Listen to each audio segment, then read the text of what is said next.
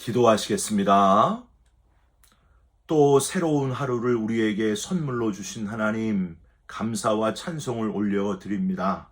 오늘도 사람과 말하기 전에 먼저 하나님과 함께하는 이 시간, 하나님의 음성을 듣게 하시고 우리 삶의 가장 중요한 것이 무엇인지를 깨닫는 귀한 시간이 되게 하여 주시옵소서. 마음의 무거운 짐, 걱정, 근심, 염려가 다 떠나가게 하시고 하나님만이 주실 수 있는 평안과 기쁨으로 채워 주시옵소서. 우리 기도에 응답하시는 예수 그리스도의 이름으로 기도하옵나이다. 아멘. 오늘 말씀은 요한복음 21장 11절 그리고 17절과 18절 말씀입니다. 시몬 베드로가 올라가서 그물을 육지에 끌어올리니 가득히 찬 큰 물고기가 153마리라. 이같이 많으나 그물이 찢어지지 아니하였더라. 세 번째 이르시되 요한의 아들 시몬아 내가 나를 사랑하느냐 하시니 주께서 세 번째 내가 나를 사랑하느냐 하심으로 베드로가 근심하여 이르되 주님 모든 것을 아시오매 내가 주님을 사랑하는 줄을 주님께서 아시나이다. 예수께서 이르시되 내 양을 먹이라. 내가 진실로 진실로 내게 이르노니 내가 젊어서는 스스로 띠뛰고 원하는 곳으로 다녔거니와 늙어서는 내 팔을 벌리리니 남이 내게 띠띠우고 원하지 아니하는 곳으로 데려가리라. 아멘. 오늘은 요한복음 21장 11절과 17절, 18절 말씀으로 하나님의 마지막 7번째 질문, 내가 나를 사랑하느냐라는 제목의 말씀을 함께 나누고 기도하는 시간을 갖겠습니다. 여러분 기억하십니까? 오겐키 데스까 와타시와 겐키 데스. 설교를 이렇게 일본어로 시작해 보기는 처음인데요. 여러분 무슨 뜻이죠? 오겐키 데스까? 잘 지내고 계십니까? 와타시와 겐키 데스.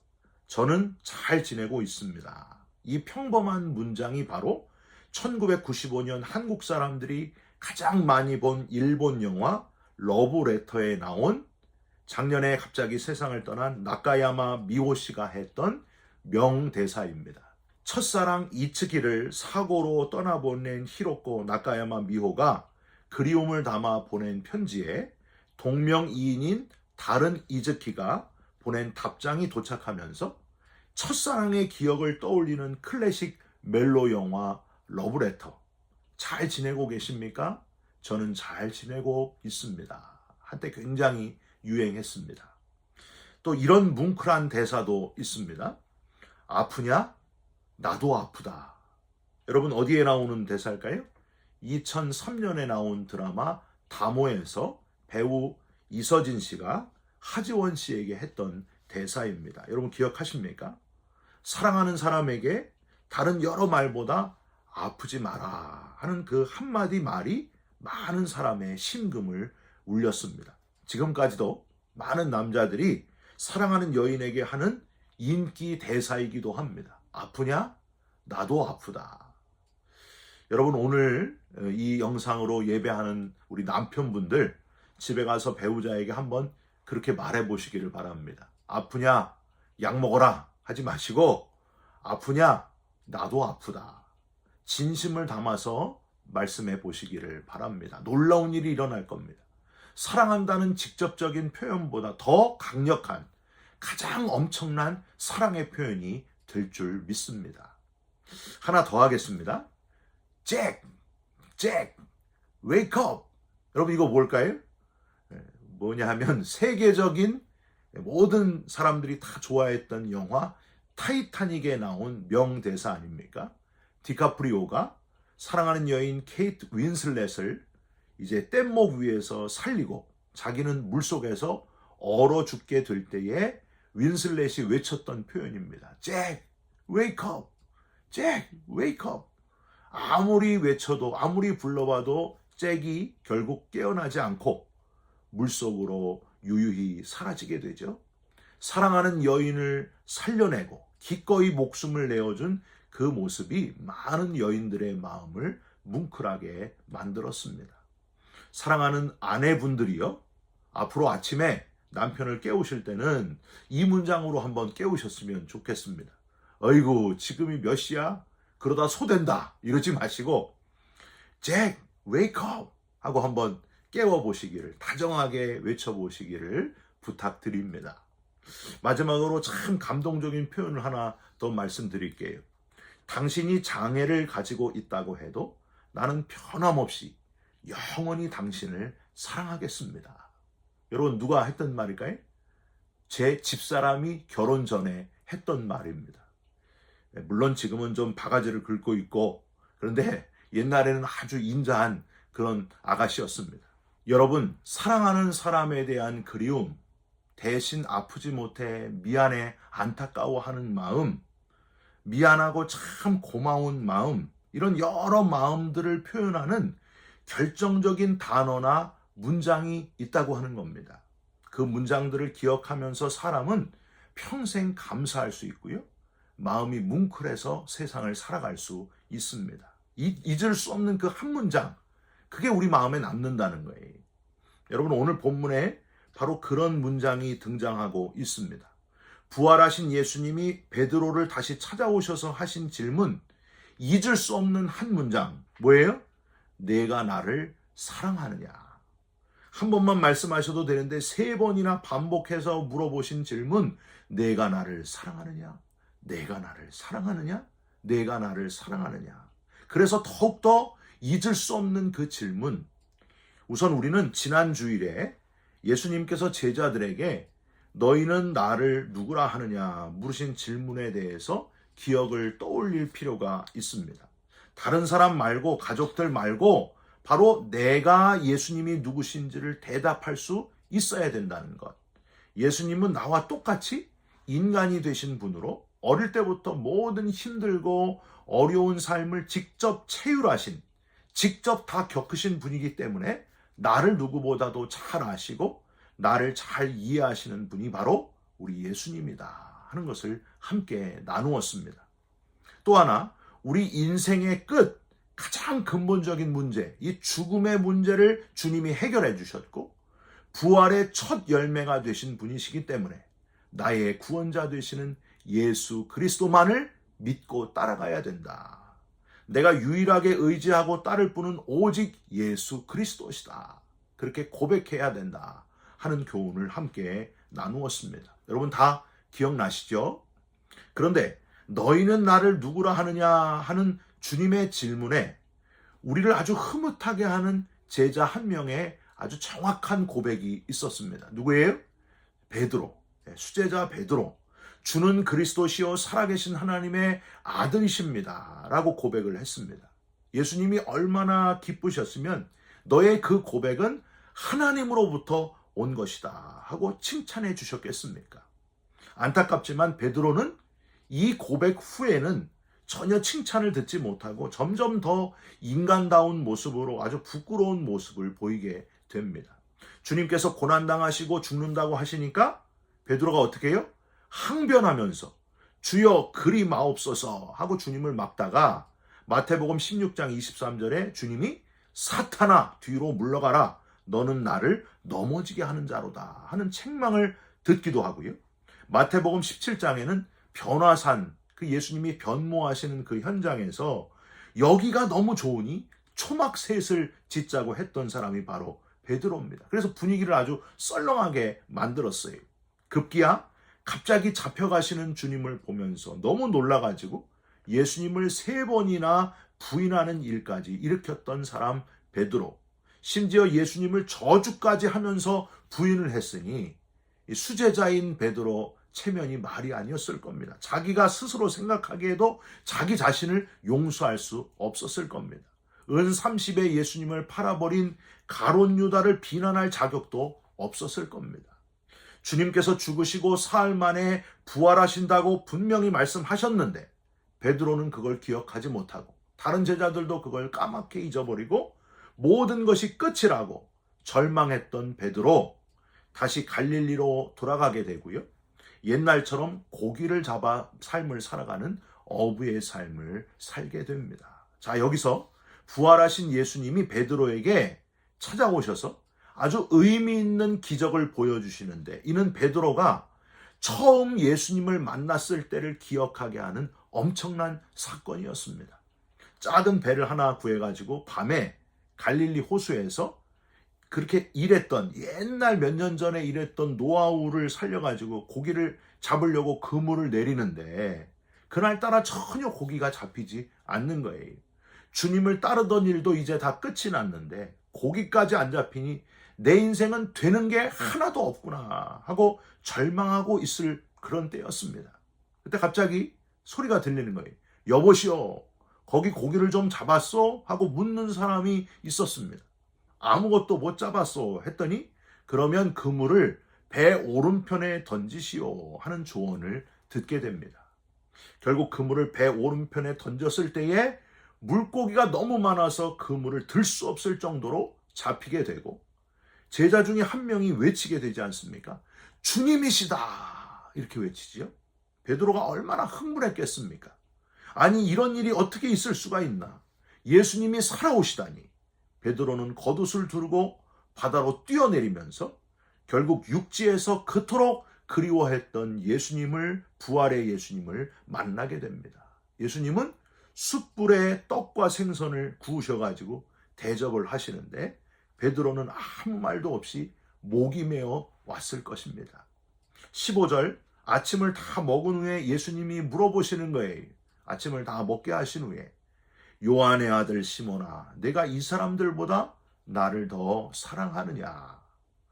우리는 여기서 첫 번째, 제일 먼저 베드로에게 내가 나를 사랑하느냐 물으시는 질문에서 주님의 마음, 내가 네 마음을 누구보다 잘 안다.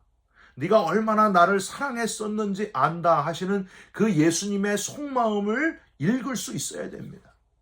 특별히 이 사람들보다, 예수님이 이렇게 말씀하셨잖아요. 이 사람들보다 나를 더 사랑하느냐. 이 사람들보다가 좀 중요해요. 성경에 보면은요, 작은 괄호가 이 사람들보다 옆에 써 있고요. 밑에 참고로 이것들보다라는 뜻도 된다고 적혀 있습니다. 여러분 한번 찾아보세요. 베드로가 주님을 얼마나 사랑했는지 주님은 아주 잘 알고 계셨다는 거예요. 이 사람들보다도, 이 모든 것들보다도 예수님을 지나칠 정도로 너무나 사랑했던 그 베드로, 그 사람이 바로 너 베드로 아니냐? 나를 최고로 사랑했던 사람이 너 베드로 아니냐? 베드로의 과거의 모든 모습을 잘 아시고 물어보신 질문이었습니다. 내가 날 사랑하느냐? 시몬 베드로는 주님께서 제자들의 발을 씻기실 때에 이렇게 말씀드렸어요. 주님께 요한복음 13장 8절, 베드로가 이르되 내 발을 절대로 씻지 못하시리이다. 어떻게 주님이 저의 이 더러운 발을 씻으실 수가 있겠습니까? 또한 제자들 중에 하나가 나를 팔아버리리라 말씀하실 때는 그 제자가 누구인지 나서서 막 찾으려고 했습니다. 요한복음 13장 24절, 시몬 베드로가 머리짓을 하여 말하되 말씀하신 자가 누구인지 말하라 하니, 여러분 이것뿐만이 아니에요. 예수님이 죽는다고 하시니까 주님을 위하여 내 목숨을 바치겠다 했던 제자도 바로 이 베드로였습니다. 요한복음 13장 37절, 베드로가 이르되 주여 내가 지금은 어찌하여 따라갈 수 없나이까? 주를 위하여 내 목숨을 버리겠나이다. 이렇게 앞장섰고 열심이었고 심지어 죽기까지 각오했던 베드로였음에도 불구하고 주님이 잡혀가실 때는 한마디도 못하고 배신하면서 저주까지 했으니, 그럼에도 불구하고 책망이나 비난 한마디 없으시고 네가 그 정도밖에 안 됐냐 하고 비난하시지 않고 그저 내가 나를 사랑하느냐 하시면서 네가 나를 사랑했던 그 모든 과거의 것들을 그 누구보다도 나를 사랑했는지를 내가 다 알고 있다 하시는 예수님, 바로 이렇게 내가 나를 사랑했지 않냐 다 알고 물으시는 주님이셨기 때문에 베드로가 이렇게 대답을 합니다. 15절 중간에 주님 그러하나이다. 내가 주님을 사랑하는 줄 주님께서 아시나이다. 사랑하는 성도 여러분, 우리 예수님은요, 저와 여러분의 모든 과거, 지나온 모든 세월 동안 우리가 행한 일, 특별히 주님을 사랑하는 마음으로 했던 모든 것들을 하나도 빠지지 않고 다 기억하고 계시는 분이라는 사실을 믿으시기 바랍니다. 하나님은 눈물의 예언자 예레미야를 부르실 때에 이런 말씀을 하셨어요. 예레미야 1장 5절. 내가 너를 모태에 짓기 전에 너를 알았고 내가 배에서 나오기 전에 너를 성별하였고 너를 여러 나라의 선지자로 세웠노라 하시고, 어머니 뱃속에 지어지기 전부터 알고 계시는 하나님. 누가복음 12장 7절에는 너희에게는 심지어 머리털까지도 다 세신 바 되었나니 라고 되어 있습니다. 그러니까 과거의 모든 것들을 다 기억하고 계시기 때문에 우리는 주님을 신실하신 분이라고 고백하지 않을 수 없다는 거예요. 고백하면서 신실하신 주님을 찬양하고 또 찬양하게 된다는 거예요. 지나온 모든 세월들 돌아보아도 그 어느 것 하나 주의 손길 안 미친 것 전혀 없네.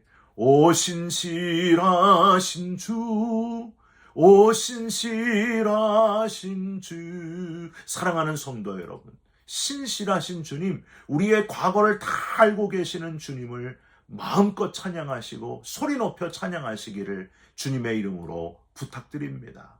나를 누구보다 잘 아시는, 내 과거를 다 아시는 주님께서 저와 여러분의 길을 인도하실 줄 믿습니다.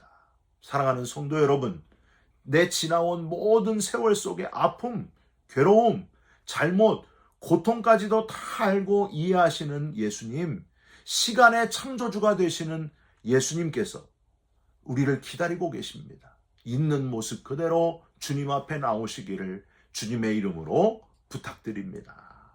두 번째로, 내가 나를 사랑하느냐 물으신 주님, 베드로의 과거를 다 알고 이해하시는 예수님은 베드로의 사명을 다시 일깨우셨습니다. 너는 3번이나 나를 부인했으니 끝이다 하지 않으셨어요. 3번 부인한 베드로에게 3번 사랑하느냐 물으시면서 평생 죄책감 속에 살아가라, 그런 말씀도 아니었습니다. 15절 끝에 뭐라고 하셨어요? 내 양을 먹이라. 16절 끝에 뭐라고 하셨어요? 내 양을 치라. 17절 끝에 다시 뭐라고 하십니까? 내 양을 먹이라. 과거에 고기 잡는 어부를 사람 낚는 어부가 되라고 베드로에게 사명을 주신 예수님께서 다시 사명을 재확인하시는 거예요. 너 내 양을 먹여라. 내 양을 쳐라. 내 양을 먹여라. 네 사명은 바로 내 양을 길러내는 것이다. 그 말씀을 지금 하고 계시는 거예요. 내 양을 먹이라. 내 양을 치라. 이거 때리라는 게 아니잖아요. 잘 돌보라. 다시 내 양을 먹여라. 이게 네 사명이다. 네 사명은 고기 낚는 어부가 아니다. 사람 낚는 어부가 아니냐 하면서 다시 재확인시켜주시는 그런 질문이었습니다. 다시 사람 낚는 어부로 사명을 감당해라. 사랑하는 성도 여러분, 저와 여러분에게도 주님이 이런 말씀을 지금 하고 계신 줄 믿습니다. 목자 되신 주님의 가장 큰 관심은 온통 양이었다는 거예요. 양을 먹이는 것, 양을 잘 돌보는 것이기 때문에 다시 내 양을 잘 돌보고 내 양을 잘 먹이고 옳은 길로 인도하라는 사명을 베드로에게 지금 주시는 겁니다. 네가 이거 붙들고 다시 살아야 된다. 여러분, 오늘 읽은 본문 11절을 한번 보세요. 다시 11절만 한번 읽어볼까요? 같이. 시몬 베드로가 올라가서 그물을 육지에 끌어올리니 가득히 찬 큰 물고기가 153마리라. 이같이 많으나 그물이 찢어지지 아니하였더라. 왜 17절 18절만 읽지 않고 앞에 11절을 같이 읽게 됐을까요? 큰 물고기 153마리 때문입니다. 부활의 예수님이 베드로와 제자들을 찾아오셔서 잡게 하신 그 물고기가 153마리였어요. 여러분, 그래서 모나미 회사 이 회장님, 송삼석 회장님이 볼펜 회사를 설립하면서 이 요한복음 21장 11절을 기초로 모나미 대표 숫자를 볼펜에 새겨놓지 않습니까? 153 그림 보이시죠? 1968년 15원짜리 모나미가 만든 세 번째 제품이기도 해서 153이라고 썼지만 더 중요한 목적은 하나님, 이 모나미를 축복해 주셔서 부활의 예수님이 이 모나미를 축복해 주셔서 큰 물고기가 153마리가 잡히는 그 베드로와 제자들에게 일어났던 그 역사가 내게 다시 일어나게 하여 주시옵소서. 우리 모나미에 일어나게 하여 주시옵소서. 그런 의미로 거기에 153이라고 새겨 넣었다는 거예요. 그런데 학자들은 이 153을 조금 다르게 해석하기도 합니다. 다르게 해석해요. 153은 100과 50과 3을 합친 숫자다. 첫 숫자 100은 예수님께서 돌보시는 양 전체를 나타냈다는 거예요.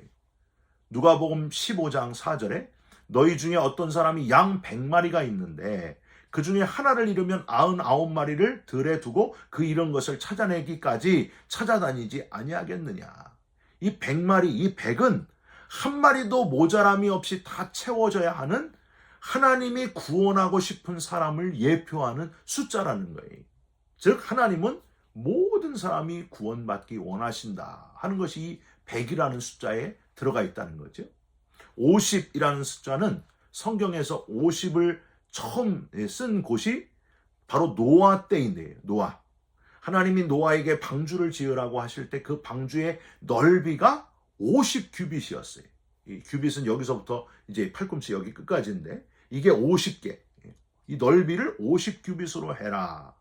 방주는 모든 피조물들을 구원하기 위한 배 아닙니까?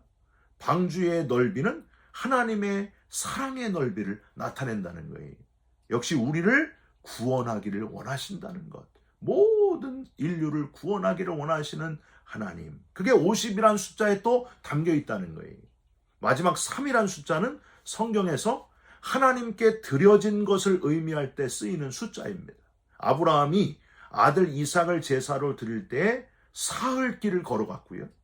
하나님께 제사 드리는 제단은 3층 구조였고요.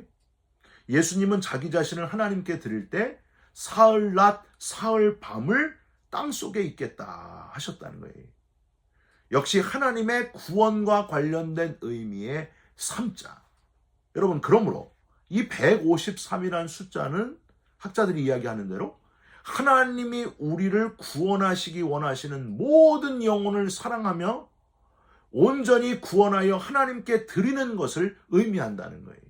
구원받기를 원하시는 하나님의 마음이 깊이 담겨져 있는 숫자 153.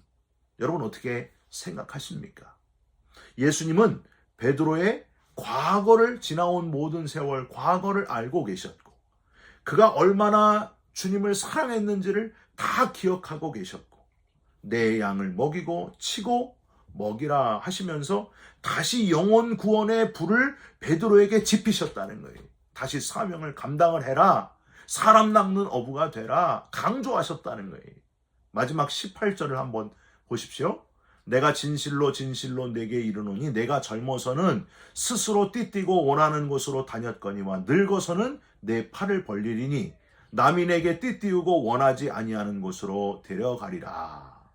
베드로의 미래의 일, 거꾸로 십자가에 매달려 순교하는 것까지 주님이 다 알고 계셨다는 거예요. 사랑하는 성도 여러분, 베드로의 과거를 알고 계셨고 현재 지금 부활의 예수님이 찾아오셔서 사명감을 불태워 주시고 미래까지 알고 계시면서 함께 하시는 주님, 저와 여러분의 지나온 모든 세월을 누구보다도 잘 알고 계시는 분이 주님이심을 먼저 믿으시기 바랍니다. 지금 내가 할 사명, 양을 먹이고 치는 일, 영혼을 구원하는 일을 하라고 말씀하시는 주님이신 것을 믿으시기 바랍니다. 미래를 두려워하지 말고 죽음 이후에 우리의 거처를 예비하고 먼저 가 계셔서 부활의 예수님이 첫 열매가 되셔서 우리를 기다리고 계십니다. 여러분 주님 만날 날을 사모하시면서 사명감 붙들고 힘있게 살아가시고 영혼 구원에 애쓰면서 살아가는 살아있는 그리스도인 되시기를 주님의 이름으로 축원드립니다. 같이 기도하시겠습니다. 내가 나를 사랑하느냐 물으시면서 베드로가 주님을 얼마나 사랑했었는지 아시고 용기를 북돋아 주신 주님, 누구보다도 우리를 잘 아시는 주님이신 것을 믿습니다. 다시 사명으로 뜨거워지는 우리들이 되게 하여 주시옵소서. 천하보다 한 영혼을 더 귀히 여기시는 주님이신 것을 깨닫고 한 영혼이라도 더 주님께 돌아오게 하는 믿음의 구원자 전도자들이 다 되게 하여 주시옵소서. 오늘도 하루를 살아갈 때에 한 영혼에게라도 복음을 전할 수 있는 입술이 되게 하셔서 주님을 기쁘시게 하는 복된 하루가 되게 하여 주시옵소서. 예수 그리스도의 이름으로 기도 올리옵나이다. 아멘. 하늘에 계신 우리 아버지여, 이름이 거룩히 여김을 받으시오며 나라가 임하시오며 뜻이 하늘에서 이룬 것 같이 땅에서도 이루어지이다. 오늘 우리에게 일용할 양식을 주옵시고 우리가 우리에게 죄진 자를 사하여 준 것 같이 우리 죄를 사하여 주옵시고 우리를 시험에 들게 하지 마옵시고 다만 악에서 구하옵소서. 나라와 권세와 영광이 아버지께 영원히 있사옵나이다. 아멘. 사랑하는 성도 여러분, 주님께서 베드로에게 내가 나를 사랑하느냐 물으신 것처럼 저와 여러분에게도 똑같이 내가 나를 사랑하느냐 묻고 계십니다. 주님을 기쁘시게 하며 영혼을 구원하며 주님께 영광을 돌리는 복된 하루를 살아가시기를 주님의 이름으로 축원드립니다. 여러분 사랑합니다. 축복합니다. 감사합니다.